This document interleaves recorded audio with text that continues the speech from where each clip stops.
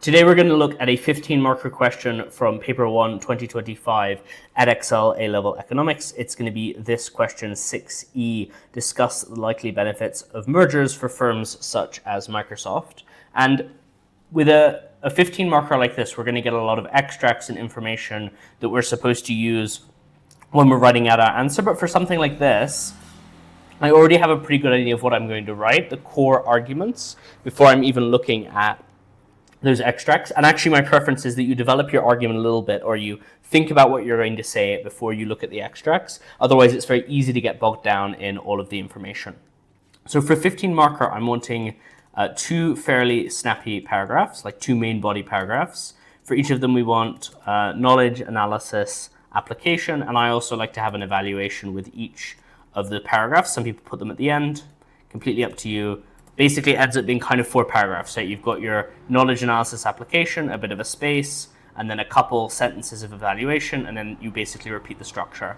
So for this, I already have a pretty clear idea because we're discussing the benefits of a merger from Microsoft. For me, it's fairly clear that the two arguments we're going to make are going to be about internal economies of scale, and secondly, that we're going to be looking at sort of monopoly / oligopoly analysis, right? So this is going to be the argument that you might get sort of price setting benefits as Microsoft from merging with another firm. No idea who they're merging with, but we're going to find out. I also have a pretty clear idea for both of these arguments what diagrams I'm going to use, right? So I'm going to have those down here.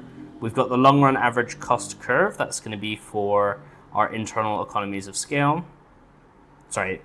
For our internal economies of scale. And then we're going to have, for our monopoly price setting, we're going to have the monopolistic sort of cost curve diagrams. I'm going to make these a bit smaller. This is going to be the bulk of our knowledge, right? Analyzing and interpreting these diagrams. You can include a few definitions, right? You might want to define long run average cost curve. But for me, looking at the diagram, providing the diagram, that's going to be really good. If we have a diagram, we should use it. And for both of these, they really lend themselves to these two diagrams. So I'm going to do 2 diagrams in a 15 marker. That's going to be most of my, or all of my knowledge marks. And then I'm going to look at, for analysis and for application, I've already got a pretty good idea of what we're going to talk about for analysis, but we'll get onto that maybe once we've had a look at what's in the extracts. I'm also fairly clear that we're going to have diseconomies of scale here as our natural sort of evaluation for internal economies of scale, right? So we're going to talk about all the benefits of getting bigger, but we're also going to talk about some of the inefficiencies that can create. That's a very natural pairing for our analysis and our evaluation.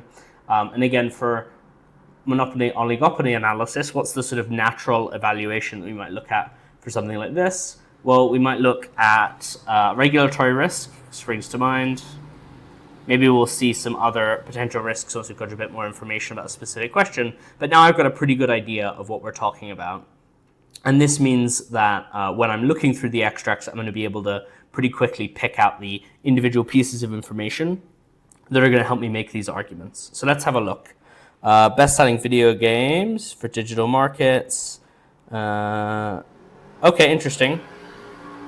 So we've got information here about game prices being kind of low for Minecraft owns Microsoft. Okay, sales quantity. It puts them relatively small within this market, which is interesting. Digital market firms refer to firms and digital banking, on-run retail. The emergence of digital markets has brought increased competition. Okay, there's nothing like super interesting to me here. When consumers want to play a new video game, there are 3 payment options to access the full gaming experience. The price, There are many Spider-Man skin, yes. High prices do not seem to deter many new buyers, especially in markets such as... So this is interesting to me.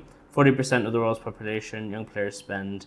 High prices do not seem to deter many buyers. So that's going to be interesting to me. That might be part of my evaluation point, right? Where we're talking about the downsides of monopoly. One of the downsides is, or the evaluations of monopoly is to do with how price elastic demand is. So the idea is if you're in a monopoly, you can set higher prices, but if you have a population of people or a consumer base that's very willing to switch products when prices change, that's maybe not as good of a market to set high prices in. So it does look like from our extract that we have which extract was this from? Extract B. B, addictive video games. Video games mean consumers are not sensitive to price raises. Okay.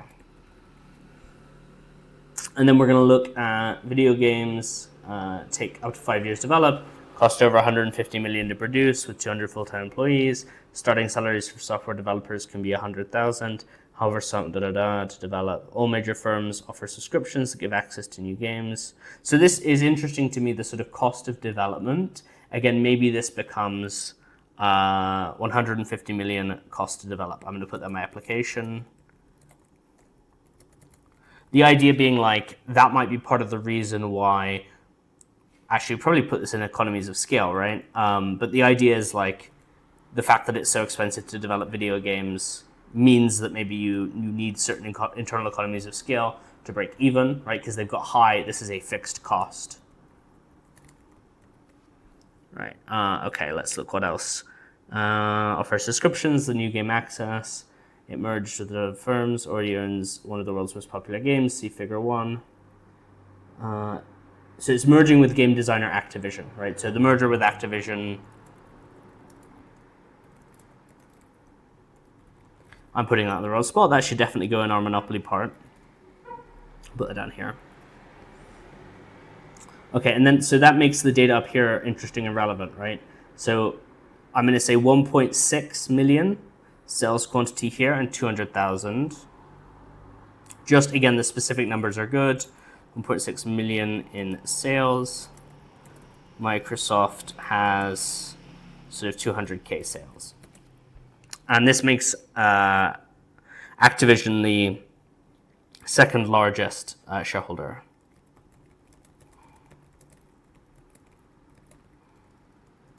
Market shareholder.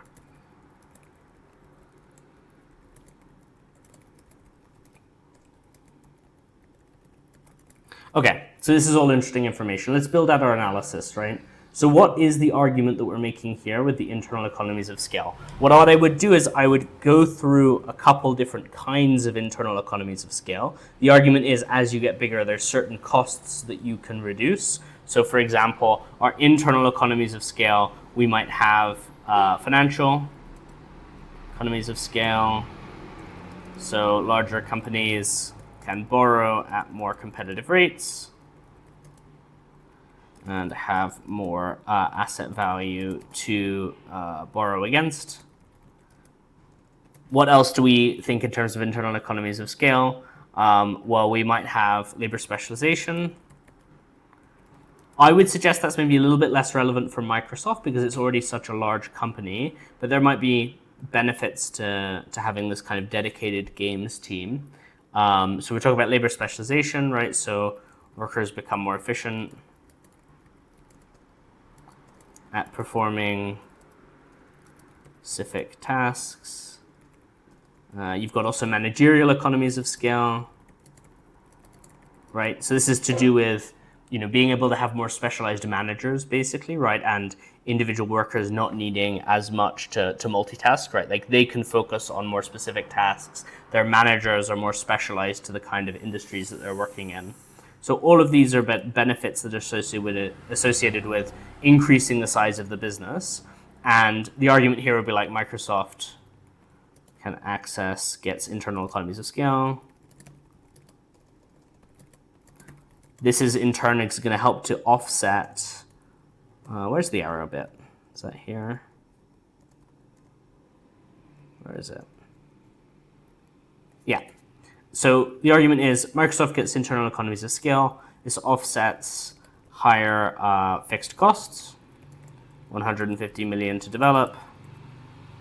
It drives down average costs, reduces low costs. And that this in turn allows them to offer more competitive pricing, or it's going to allow them potentially, or if in a monopoly, could allow them to set higher supernormal profit. all of which are good things, right? So we talked a little bit about specific types. We would reference the long run average cost curves. The idea here is we would be moving from maybe Q2 to Q1 in terms of the ability to gain all of these benefits, right? You're acquiring a lot of potentially highly skilled individual game developers, and now you're able to put more financial weight behind those teams, right? Because you have Microsoft's broader benefits. In terms of the diseconomies of scale, there's always a culture fit risk with new hires or with merging teams. There are going to be transition inefficiencies. I would be concerned in particular about culture fit given we're talking about a creative task, right? Making video games isn't like necessarily manufacturing cars, right? There's a creative component to the work, cerning given the creative task. And that means that it's going to be, if you mess up the dynamic of the teams, those inefficiencies are maybe more sensitive or they're more of a risk when you're merging something that's creative. Also, Microsoft is a much larger company with more diversified, so there's more likely to be a big cultural difference. So this is especially concerning given creative nature of the product, transition inefficiencies, right? So you might have like, just an example of this is like lack of clarity over who employees report to. Then maybe like issues with merging data. There's many other things that we can incorporate here, right? But the idea is when you make these teams larger, there's communication issues that can emerge that basically serve as greater inefficiencies, right? So you're adding more workers, but these labor costs are going up, but you're actually getting lower individual worker productivity. And then the second point here, right, about monopoly/oligopoly analysis here. So we've got all this information about merging. The core idea here is market share capture puts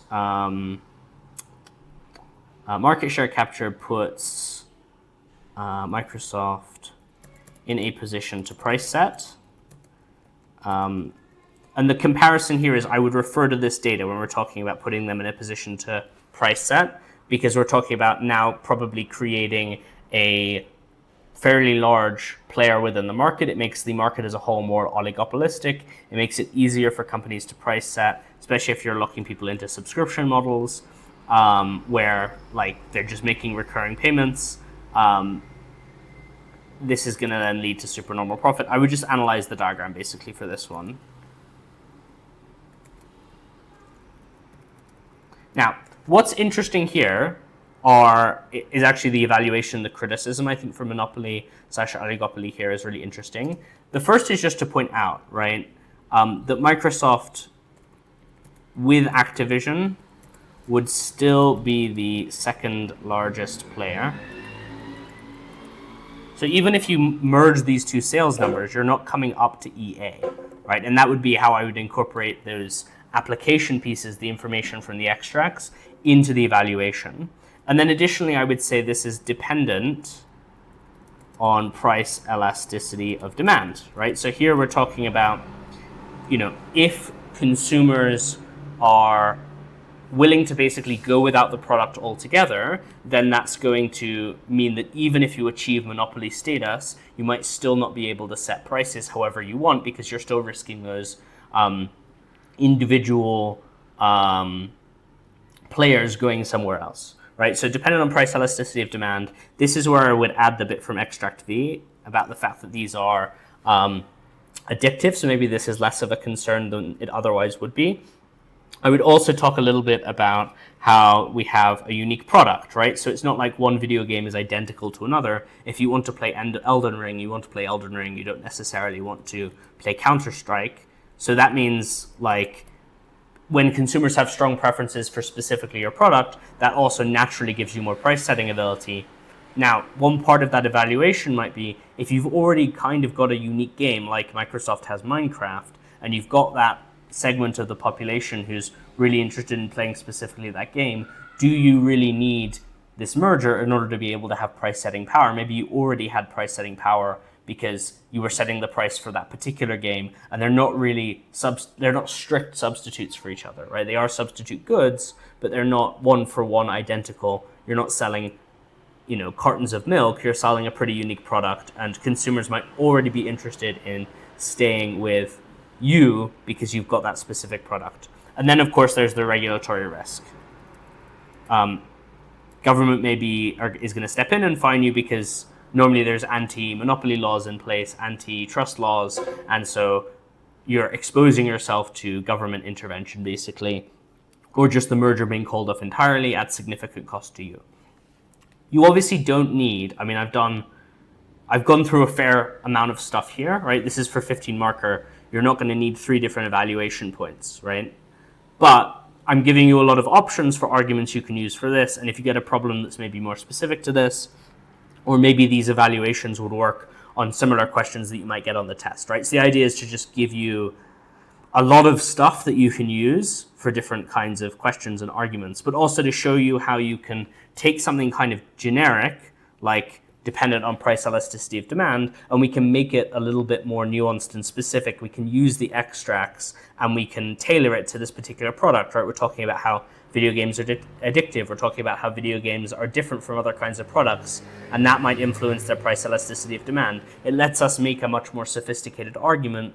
Even though we're starting out with kind of a copy and paste argument, we can adapt it and create something really sophisticated without necessarily having to do a ton of work, especially if we've thought in advance about this sort of thing. So if you see it on the test, you can make these arguments more easily.